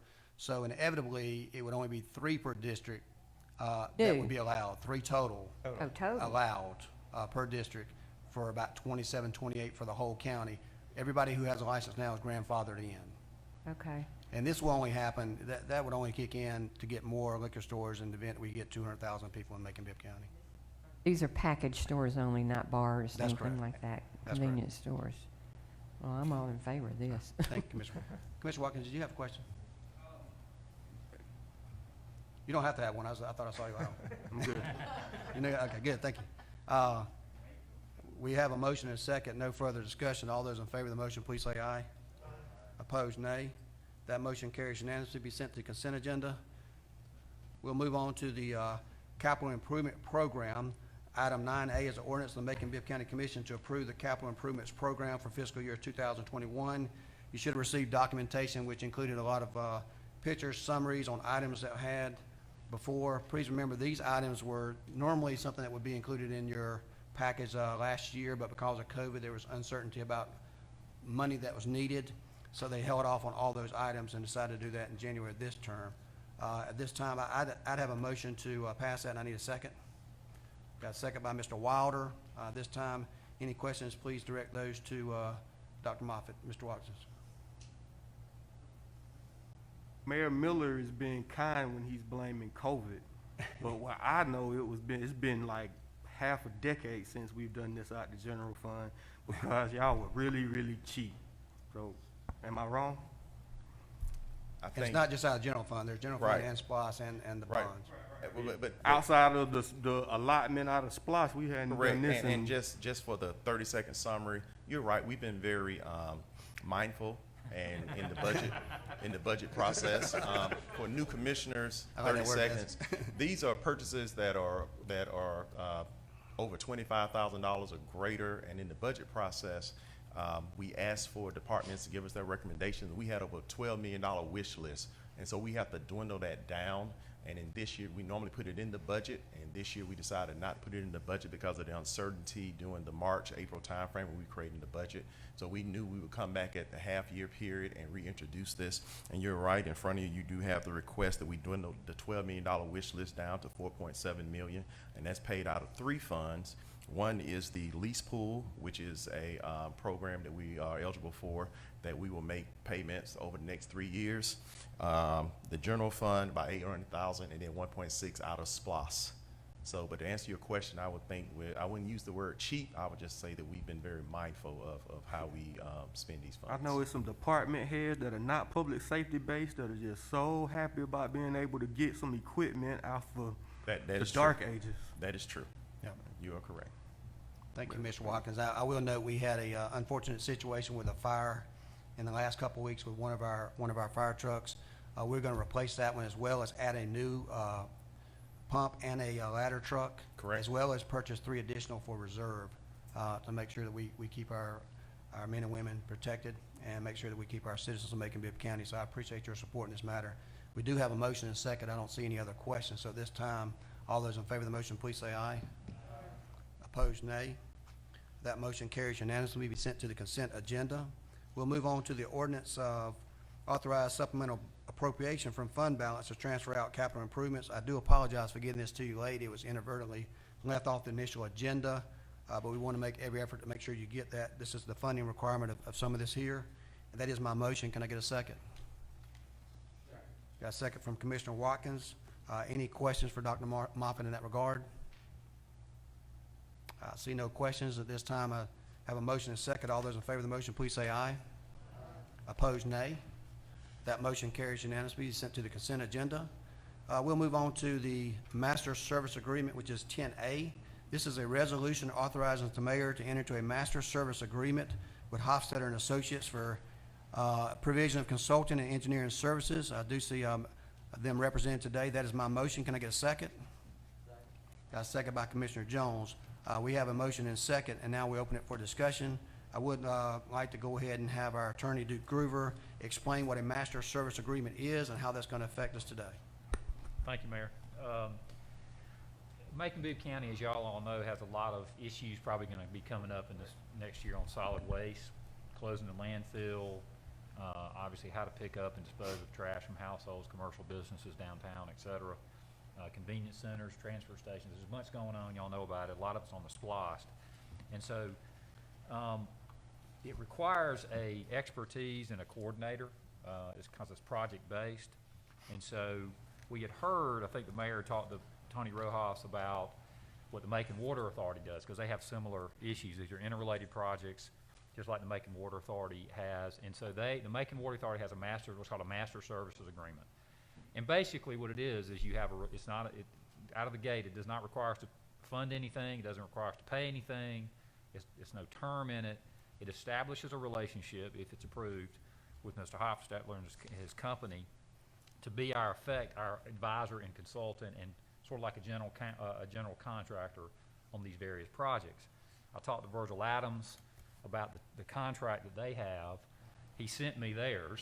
I don't want to reinvent the wheel, and so we copied a lot of what the Macon Water Authority has done, and it's been very successful for them. And so the terms of the contract do not bind us to anything. It just establishes a relationship. And so what happens is, and the way the Macon Water Authority does it, which I think is a good model, is if we identify a particular task, we want to close Walker Road and all that goes into that. And that's about as far as I know about closing Walker Road. Then we engage and get an estimate and a scope of work, including cost, et cetera, from our consultant, if y'all enter into this agreement, who tells us how to do it, what the costs are, the scope of it, et cetera. And then if we don't want to do it, we don't have to do it. If we want to do it, we can do it, and we can negotiate different things related to that particular task release. And so that's the purpose of this agreement, is to identify and designate, if it's passed, Mr. Hofstadter's company to be that sort of quarterback for all these different projects. And that's a model that's been successful for the Water Authority, so we thought it would be a good idea for our solid waste needs. And I'll be glad to entertain any questions. Big picture on this particular agreement is it doesn't bind y'all to any term. It doesn't pay anything because we don't start paying and we don't start agreeing to pay until we have particular tasks. So it's just establishing the relationship. I think did I fairly describe that? Yeah, that's the description of the master service plan. Right. Just be recognized that we're not asking you to do anything but approve this today. I've asked Mr. Hostetler if he's approved to come back on the 26th with a more in-depth presentation of any recommendations that he may have on closure of the landfill and a permanent solid waste plan. All those will have to be approved by the commission, subject to the monetary requirement and where it's coming from. If we do reach an agreement with him on a later basis for a task, that will come out of the appropriate fund from solid waste department or from the SPOS dollars associated with the landfill. Right. We all know that our landfill is running very slim, and we have to address those issues. As you recall, y'all had several meetings with no decision on a landfill last year. We're basically starting over at ground zero now, and we're asking them to come up with a plan that they would present to this commission and make a decision on what we're going to do. So I saw Commissioner Wynn with your hand up. You have a question? Yes, sir. And I had sent you an email about some simple questions here. And first, let me just say this is nothing against Hofstadter. Okay. But I just have some general questions. You explained what a master service agreement is, and I appreciate that, Duke. Why do we call it a task release? Isn't it just a project? Is that the word that we could use instead of? Well, I never heard of the terminology task release. Well, it is a project, in other Well, okay, words. so why don't we use the word project, something simple? Because we know. Tony Rojas said use task, and so we've always said task, and that's the only reason. We can change it to project. I don't want to argue with Tony Rojas since I'll be working with him a little bit, but I just wondered why that That's all. terminology was used. It was something I'd never heard of. Carl, thank you. What are the advantages and what are the disadvantages to a master service agreement? I know there's no cost to us until we get into a project or a task release. I wonder about the liabilities, with the downsides and the upsides to it. Can you talk to me about that, Sure. please? We have been completely vetted, for your information, by the Water Authority, Macon Water Authority. Right now, we have 5 projects with them going on right now, and what Tony has said, and I hate to keep mentioning the Water Authority, but they're the ones we're putting this after. So he wants to put the engineer that has this expertise with this task over here. He said that way he said, all right, now we're really good at doing this, so I want this engineer to do this, and this engineer is very good at this, I want this engineer to do this. And so he's put us with what our abilities are the best, and that's what you're doing right now. I mean, you can see from what we've given you, we've done, I don't know how many landfills in the state of Georgia, and as far as working with EPD. So I think that's the reason why, and that's the advantages of doing a master service agreement. The disadvantages are, I don't really know. I think the master service agreement is, we come familiar with Walker Road, we come familiar with, whatever projects you want us to do. Yeah, one advantage. You go to the microphone, please, sir. Okay. One advantage, sorry, Duke, is that the attorneys only have to review the contract one time. So all the We hope. insurance requirements and all of those legalities are included that would follow through to all the tasks. Another advantage is it kind of speeds it up for the staff. When they come up with a task, then we can negotiate that and then bring it back to you without having to go through all that legalities of the contract again. The indemnification, Commissioner, is in this. That's a good point. They are indemnifying us for their work on these tasks. But I wanted to make sure Yeah. I got And they bogged have down in insurance. that long contract, but I did that's see right. that at the end. Question, did we, and again, this is nothing against this particular firm, did we look at other firms, or how did we go about this process of selecting this one in particular? We did, and I'm not speaking for the administration, but not only do we know their work because of a sister organization, but they're here, which is, to me, very important because we know where they live if they don't do something right. And I just got really high, not to get your head too big, I got really good reviews from the authority, including Mr. Rojas and Virgil. We did check out their fees.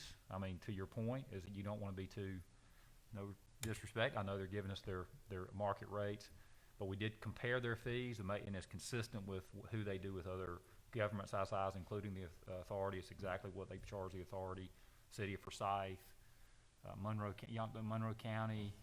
The city of Monroe. City of plus Monroe, Macon sorry. Water Authority.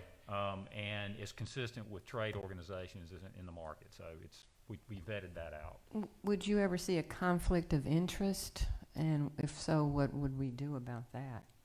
Well, we would have to remove ourselves. Correct. Right. Yeah, If I mean, I that- can't imagine what it would be. I'm just saying, what if that did occur? Well, I can tell you what it isn't going to be. It ain't going to be the C&D landfill. I can tell you that. That's a done deal. That's done. That's over.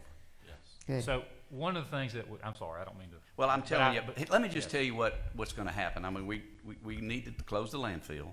Okay, we need to look at convenience centers. We need to, you may have to have some help running the landfill through some personnel changes that you've had.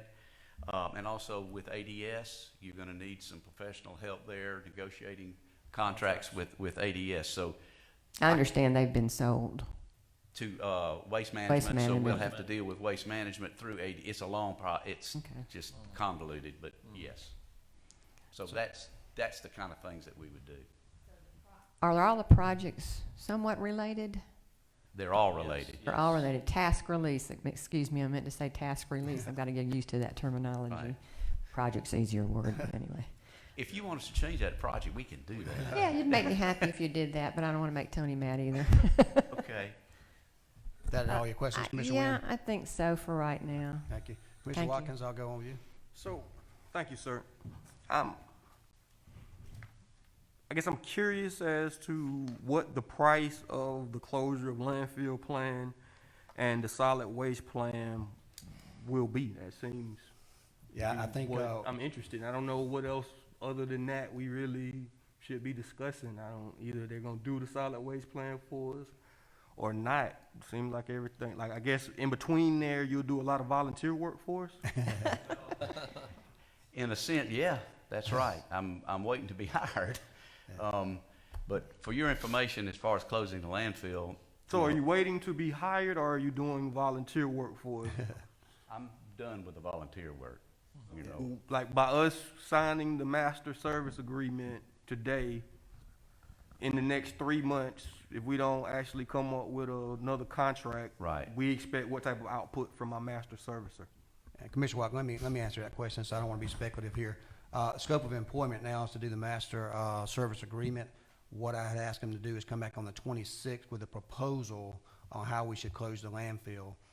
He will indicate then what they believe the best practices is to close that landfill, approximate cost, RFPs, RFQs, any of that that's necessary. I've also asked him to look at what we're going to do with our disposal and our debris on top of not having a landfill. One of those things I've discussed, and you and I have discussed, are convenience centers. We want at least 5 centrally located around Macon-Bibb County to serve all our constituents. And we're going to ask them to look at the locations that we have already produced to somewhat, that we already own properties of, and to do the engineering for each of those convenience centers as far as the scope, the layout, the guard shack, the fencing, the security, the water and sewage there. So they will be actually helping with the engineering part of the convenience centers as well. And they will give us the best practice of whether we bring dirt in, and also the EPD requirements. As you know, we talked about many homes that we want to get on the list to demolish and clean up some neighborhoods. And while we still have a little room at the Walker landfill to fill up with ourselves, we may close it to the general public as soon as we get convenience centers open. And they're going to have to navigate that process with the EPD, because we've had substantial difficulties with the EPD and getting fined over a long period of time. So this is our buffer with the EPD and EPA to make sure we do everything properly. But to do so, we have to have them on a service agreement, so when we have these tasks, we can ask for them to complete that. They will be doing a report to the commission on the 26th meeting. The report on the 26th is included on the master agreement and is of no cost to the county. That's exactly right. And then, but in the task or project, our cost will be in there. Our fees will be included. And so you'll vote on each task or Okay. each project. And help me out, because I know we're in the middle of a new administration, but when it comes to the closure of the landfill, I guess I was under the impression last month that there was a plan that there was a plan. Like there was a engineer, maybe Triple Point was the name of the engineering firm, and that's why we knew numbers and all that type of stuff. Like, Yeah, I think there had been a previous plan, and I believe that his company will be working with Triple Point, or Triple Point working with his company as well. But right now, we don't have a solid plan because it's something y'all didn't choose to do in the last administration. It's something we're starting fresh, and we're trying to be as transparent as possible to bring this before the commission to get your input. And just help me out. I think I remember people pretty good, but if I'm remembering correctly, my last engagement with Hofstadter was the company's professional opinion that building a landfill at Meade Road was the best thing that we could do. You went through a lot of trouble trying to convince me of that. And I'm understanding now that your position of what's best for the county has changed. My opinion hadn't changed. I still think you ought to do the C&D, but I've been told that that's not going to happen. Y'all voted that down, so that's gone. And so now my task is to come up with a plan to close the landfill in the best interest of the citizens of Macon-Bibb. That's my task. Interesting. So I wish y'all had voted for the C&D, but you didn't. And so now we've got to take up the task right now of helping y'all out, and we got to get Walker landfill closed. I mean, we've got to move forward. We can't stand still anymore. EPD is knocking y'all around pretty well right now, and it's my job to stop it. Now, Kent McCormick with Triple Point has reached out to me and said, I'd like to work for you, Carl, as a sub-consultant. He's done a lot of work, and whatever work he's done that I think is capable and okay, then I'm going to use it. And I'm not going to recharge you to do what Triple Point has done, okay?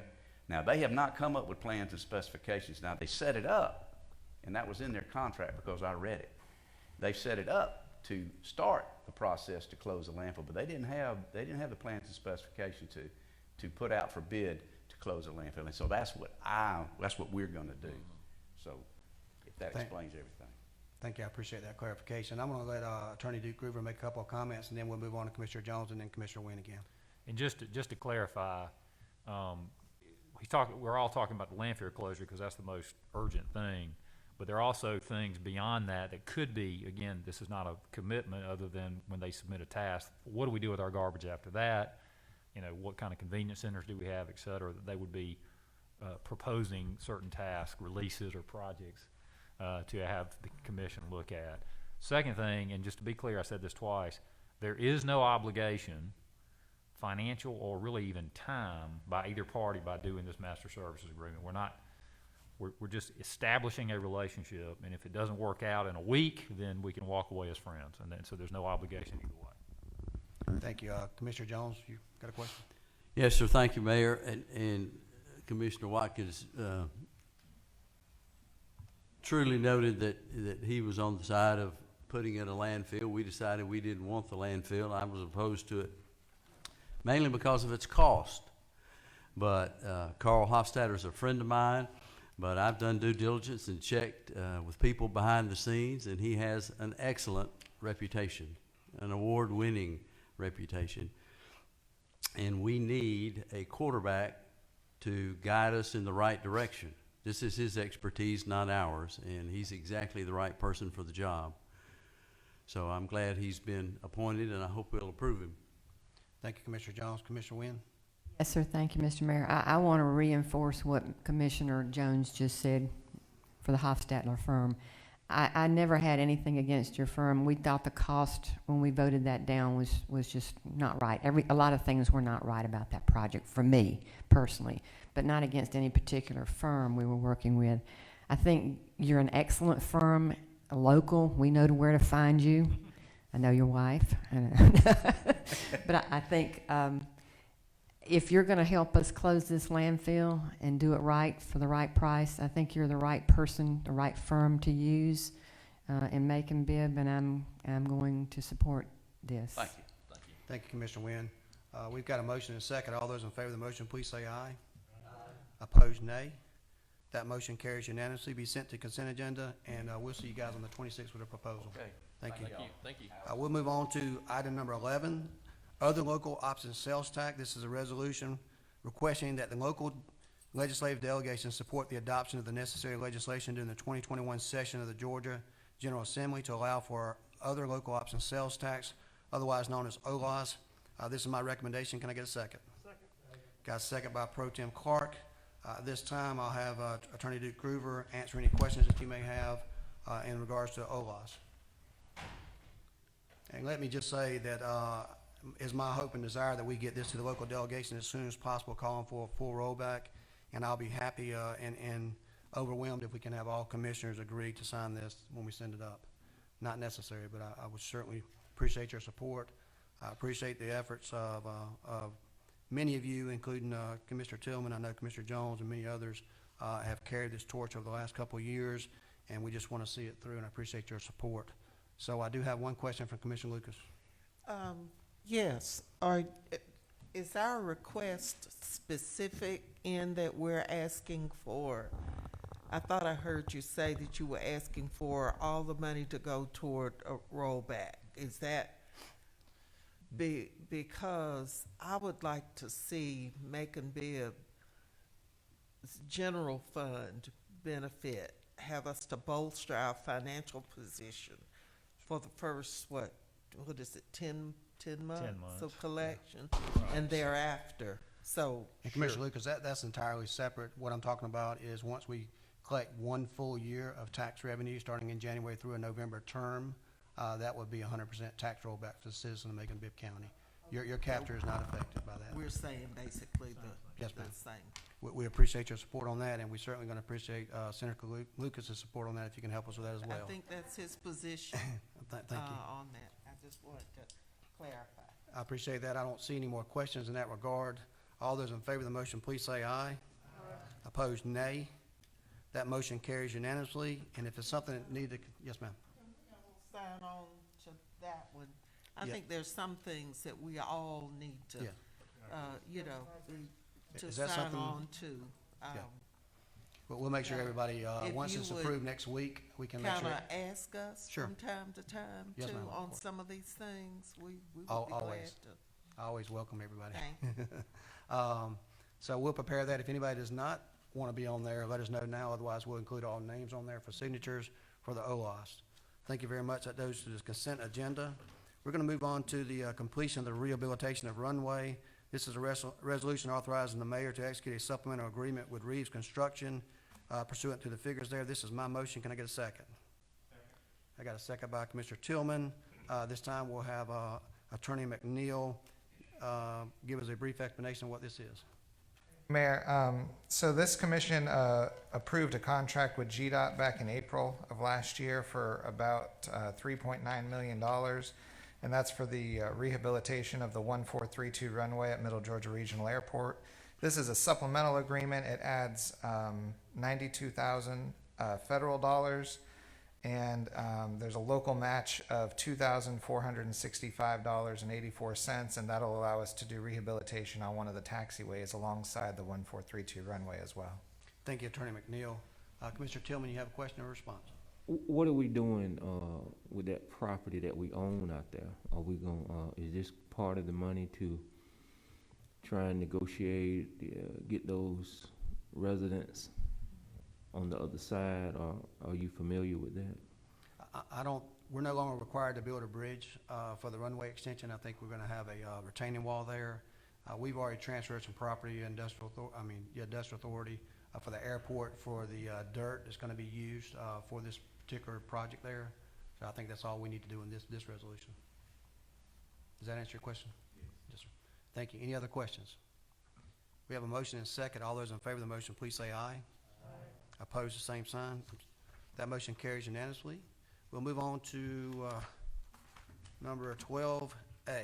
This is a ordinance of the acceptance of a 2020 Center for Tech and Civic Life Elections Grant Fund in the amount of $241,848.11 for the purpose of funding certain expenses related to the January 5th runoff election with no match. And that is my motion. Can I get a second? Got a second by Commissioner Lucas? Is that you? We have a motion and a second. This time I'll have Attorney McNeil explain this grant resolution, and then we'll have further discussion. Thank you, Mayor. So back in October, this commission approved a grant from Center for Tech and Civic Life for $557,000 approximately. That was for election expenses generally, and some of which was spent towards hazard pay for the early vote workers during the month of December. On December 31st, we were awarded an additional grant from the same organization. This is another $241,000. The grant application that was submitted asked for PPE for janitorial services, expenses, and for hazard pay for the January 5th runoff date for Election Day, and for law enforcement expenses, and other expenses related to the conduct of the runoff election on January 5th.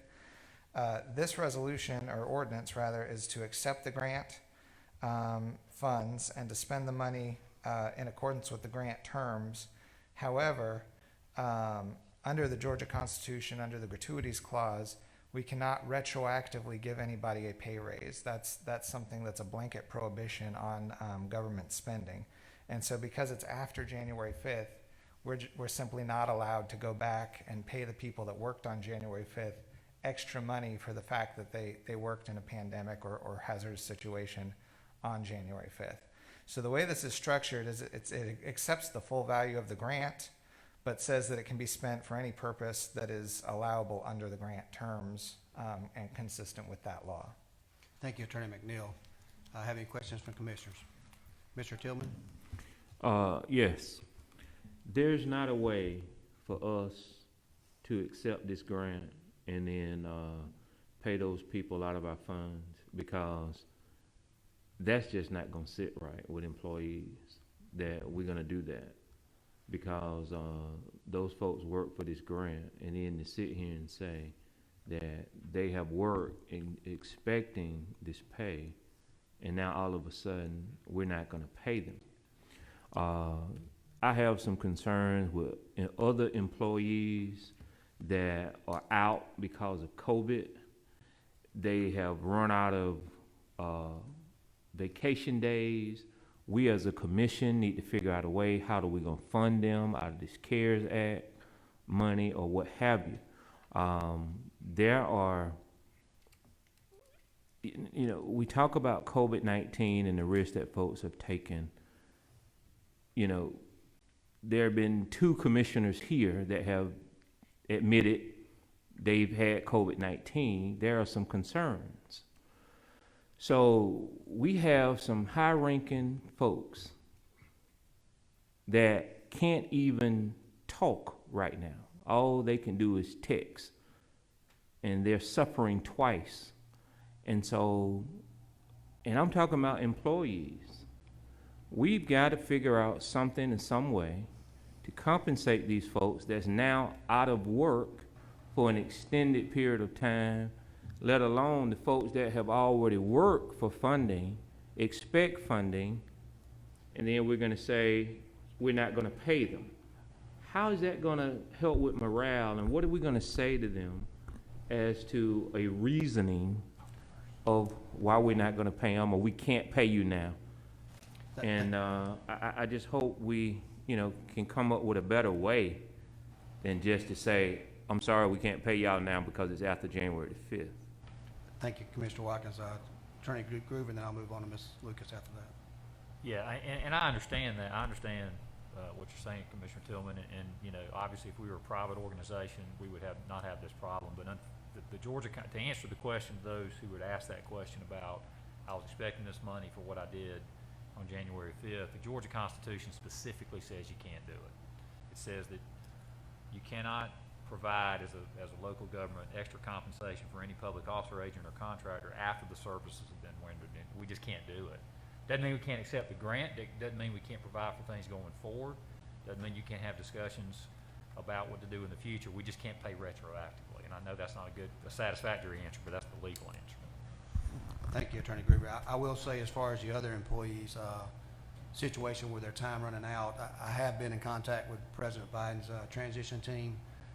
There will be some recommendations come out. I think will address the needs of your concerns, Commissioner Tillman, and I look forward to working with that administration to make sure that we get our proper funding here in Macon-Bibb County, along with the commissioners here. Commissioner Lucas? Yeah, I think it's to the credit of the Board of Elections that they were rewarded for their work by getting a grant, the first grant of $500,000. And then they applied for additional monies and are now being awarded $241,000. I believe that those employees have gone through some additional training that took place before the January 5th election, which may allow them to qualify. I certainly hope so, because this money was awarded to boards of elections to bring about a safe environment for the election. So I certainly hope that they're able to utilize as much of this as possible. Thank you, Commissioner Lucas. It's my hope that the money goes where it needs to go. I think for future practice, we need to make sure, and we will make sure, that any one of our departments or agencies that require for grants, that they go through us before they apply for the grant, to make sure we're very specific about allocations on that, and we can take care of these things on the front end. It gets real hard to clear up things on the back end because we're bound by this thing called law. I know they asked for an extension last time, and perhaps once we accept this resolution, they'll ask for an extension this time. We've been in contact with the Board of Elections attorney. He is agreeable that this is a gratuity and cannot happen. If they have some additional trainings that meets that requirement and that guideline, that may be something we can consider, or they can consider. We're just accepting the funds now, putting them in our account until we basically disperse those properly according to the law. So I do have one other question, it looks like, from Commissioner Watkins. So I understand that we can't do it, but are we the only organization in Bibb County that can dollars, and then they can write the checks to the employees?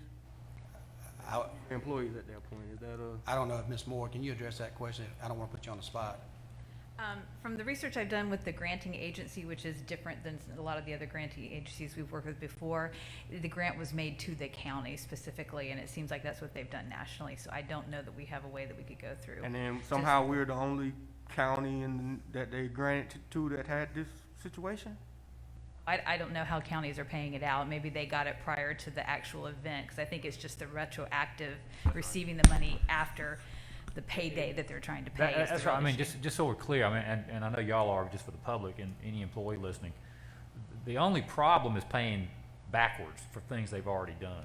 You can pay going forward, you just can't pay in the past. And so that's what I think the mayor was talking about, additional potential avenues of training and things like that. So. Yeah, the retroactive part is what gives us heartburn. They're also already in litigation in other counties.